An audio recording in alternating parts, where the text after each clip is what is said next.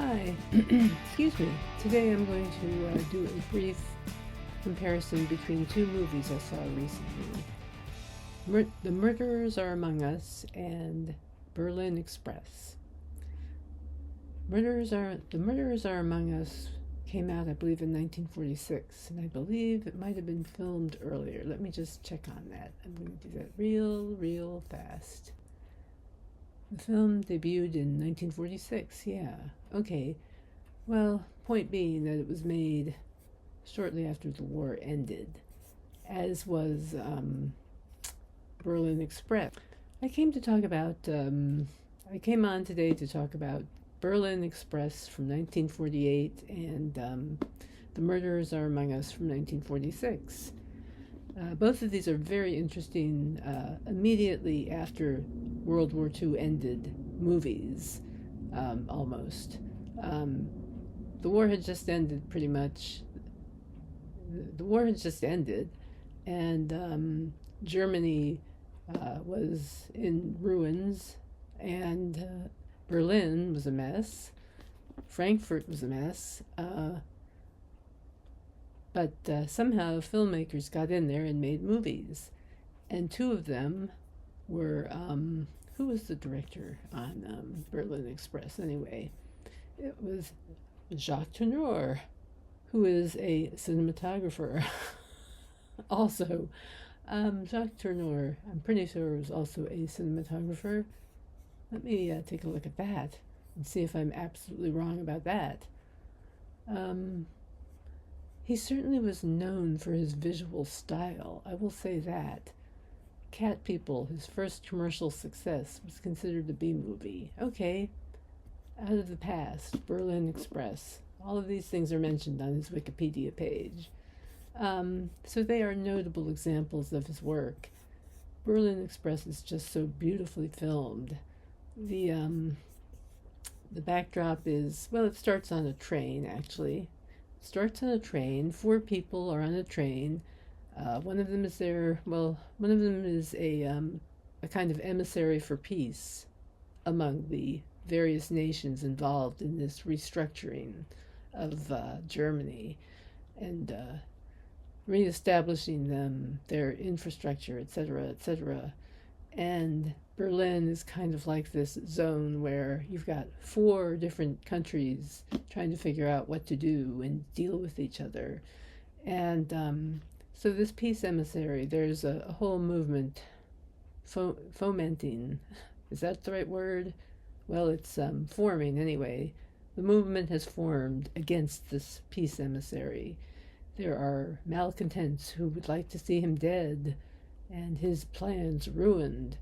So, you have that, and you have these 4 people representing different nations together, and they're all wonderful. And you have Paul Stewart narrating the whole thing. It looks like a documentary with a thriller inserted inside it.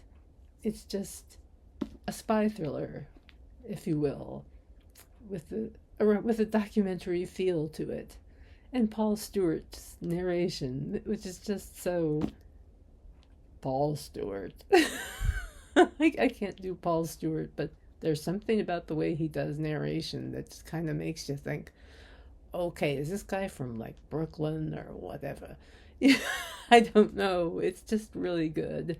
It's very film noir, I think, as Eddie Muller might have said it.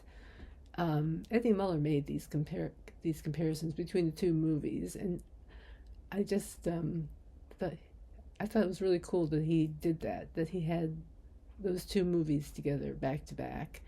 The other one, The Murderers Are Among Us, was a new one for me. It's German. It's a German film made